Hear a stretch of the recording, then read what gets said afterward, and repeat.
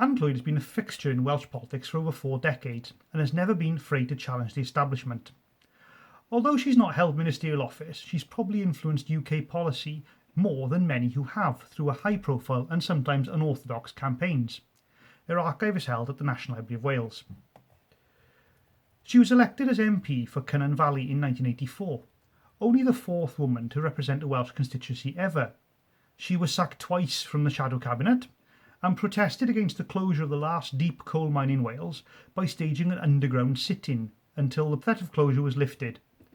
The mine was subsequently bought by its miners and worked successfully until 2008. She fought to bring the terrible abuse at the Brynestyn Children's Home to public attention and used parliamentary privilege again in another campaign to name alleged cowboy cosmetic surgeons. Her passion for human rights put her into conflict not only with the UK government but also with arms manufacturers and other governments.